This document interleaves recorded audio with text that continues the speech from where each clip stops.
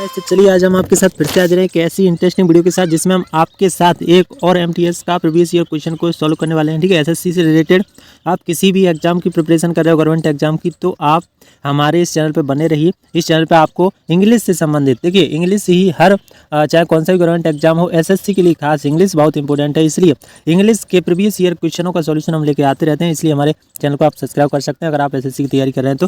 Thank you. चलिए तो अब आगे बढ़ते हैं और आगे हम जानते हैं आज के कुछ क्वेश्चंस मैं लेके आया हूँ आपके सामने प्रीवियस ईयर। ठीक है, तो आपके सामने आपको दिख रहा होगा पहला ही क्वेश्चन है आपके, और पहला क्वेश्चन है सिलेक्ट द मोस्ट अप्रोप्रिएट एंटोनियम्स। यहाँ पे एंटोनियम्स पूछा है। क्या पूछा है? एंटोनियम्स ऑफ द गिवन वर्ड। एक वर्ड है गुडविल, गुडविल का यहाँ पे क्या पूछा है? एंटोनियम्स पूछा है। ठीक है, तो पहले तो गुडविल माने होता क्या है? तो गुडविल माने होता है सदा भाव या दया भाव से हम जब पेश आते हैं तो वो दया भाव को हम कहते हैं गुडविल। गुडविल का मतलब होता है दया भाव। ठीक है, दया भाव जो होता है वो गुडविल होता है। ठीक है, अब इसका हमें क्या बताना है? इसका हमें एंटोनियम्स बताना है। एंटोनियम्स मतलब उल्टा विलोम बताना है। ठीक है, तो यहाँ पे देखिए पहला जो शब्द दिया था ना फेलिसिटी, फेलिसिटी का मतलब होता है परम सुख। फेलिसिटी का मतलब क्या होता है? इसका मतलब होता है परम सुख। जब आपको परम सुख होता है तो परम सुख दया भाव ये तो हो नहीं सकता। ठीक है, और इंसेनिटी, इंसेनिटी का मतलब होता है पागलपन। इंसेनिटी का क्या मतलब होता है? पागलपन होता है। ठीक है, और यहाँ पे जो चौथा वाला ऑप्शन दिया था ना फैसिलिटी, फैसिलिटी का मतलब होता है सुविधा। तो देखिए सुविधा और इंसेनिटी माने पागलपन और फेलिसिटी माने परम सुख, ये दया भाव के उल्टे नहीं है, ये दया भाव के क्या है? समानार्थी हैं, समान है। लेकिन इससे देखिए हॉस्टिलिटी, हॉस्टिलिटी जो वर्ड दिया है हॉस्टिलिटी, इसका मतलब क्या होता है? तो इसका मतलब होता है शत्रुता। जब आप किसी से दया भाव करो तो दया भाव का उल्टा शत्रुता होता है। क्या होता है?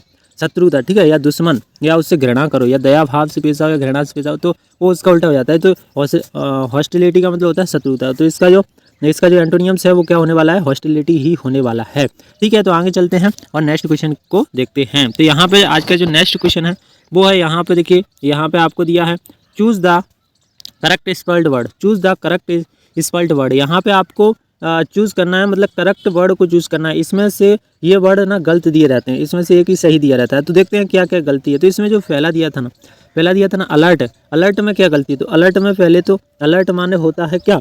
अलर्ट माने होता है चेतावनी, अलर्ट करना। लेकिन इसमें अलर्ट की मीनिंग गलत है। अलर्ट में एक ही एल लगता है, इसमें डबल एल है। ठीक है, अलर्ट में क्या होता है? एक ही एल लगता है, यानी ALERT ये होता है अलर्ट। ठीक है, तो अलर्ट में एक ही एल लगता है, इसलिए अलर्ट वाला जो मीनिंग है वो क्या है? गलत है। ठीक है, अब दूसरा आता है हमारा, जो दूसरा है देखिए पहला तो अपना हो गया, दूसरा जो है वो है एक्सिड। एक्सिड का मतलब क्या होता है? एक्सिड का मतलब होता है पार करना, लेकिन जो एक्सिड नहीं होता, एक्सिड होता है। एक्सिड मतलब इसमें ई नहीं आएगा। यहाँ पे जो दिया है EXECAD, ए दिया है ना, एक ही जगह पे यहाँ पे ई आना चाहिए, मतलब यहाँ पे आएगा EXC और फिर डबल E और फिर D। ठीक है, ऐसे होना चाहिए एक्सिड। ठीक है, तब ये सही होगा। और इस एक्सिड का मतलब होता है पार करना। ठीक है, तो आगे चलते हैं और आगे देखते हैं। यहाँ पे जो तीसरा वाला दिया है, तीसरा वाला दिया था यहाँ पे इम्फेसिस। इम्फेसिस का मतलब क्या होता है? इम्फेसिस का मतलब होता है जोर देना, लेकिन इम्फेसिस की स्पेलिंग मिसप्रिंट है। इम्फेसिस की स्पेलिंग क्या होता है? तो ई, यहाँ पे ई होता है और फिर एम होता है। ठीक है, फिर यहाँ पे एफ नहीं होता, एफ की जगह पे PH होता है। ठीक है, और फिर ऐसे ही होता है इम्फेसिस, ये होता है इम्फेसिस का मीनिंग। इम्फेसिस माने होता है क्या? इम्फेसिस माने होता है जोर देना। एक तरीका से किसी पे जोर देते हैं तो उसे इम्फेसिस कहते हैं। ठीक है, तो इसलिए यहाँ पे जो इम्फेसिस दिया गया था। अब है इक्विप्ड, जो चौथा मीनिंग है इक्विप्ड। इक्विप्ड सही है, इक्विप्ड इसलिए सही है, इसका मीनिंग बिल्कुल सही है। और इसका मतलब क्या होता है? जो इक्विप्ड होता है, इक्विप्ड का मतलब होता है सजाया। जब किसी को हम सजाते हैं तो लेस वगैरह लगाते हैं, लेस पट्टी वगैरह, उसे इक्विप्ड कहते हैं। ठीक है, जब सजाते वक्त जो लेस वगैरह लगाते हैं उसे इक्विप्ड कहते हैं। तो ये इक्विप्ड का मीनिंग बिल्कुल सही है। ये तीनों का मीनिंग में डिफरेंट था, मिस्टेक था। ठीक है, तो इसलिए ये तीनों गलत हैं और ये सही है, इसलिए करेक्ट स्पेल्ड वर्ड यही होगा। ठीक है, तो नेक्स्ट क्वेश्चन की ओर चलते हैं। आज के नेक्स्ट क्वेश्चन को हम देखते हैं। ठीक है, तो यहाँ पे जो नेक्स्ट क्वेश्चन दिया है वो क्या दिया है? देखिए ध्यान से, आज का जो नेक्स्ट क्वेश्चन दिया है इसमें। ठीक है, तो यहाँ पे जो नेक्स्ट क्वेश्चन है वो दिया है find the part of the given sentence that has an error in it if there is no error choose no error. ठीक है, मतलब यहाँ पे देखना है कि सेंटेंस में एरर वाले भाग को, जिस भाग में गलती है उससे हमें देखना है, और गलती नहीं है तो आप नो एरर को चूज कर सकते हो, ये इसमें लिखा है। ठीक है, तो यहाँ पे दिया the people in my office, मतलब the people in my office are smarter than other offices. मतलब यहाँ पे जो दिया है कि हमारे जो ऑफिस के लोग हैं वो अन्य ऑफिस के लोगों की तुलना में स्मार्ट हैं, मतलब होशियार हैं। ठीक है, तो यहाँ पे इसमें गलती क्या है, तो यहाँ पे देखो आपको दिख रहा है गलती यहाँ पे है, गलती यहाँ पे तीसरे वाले सेंटेंस में है, ठीक है।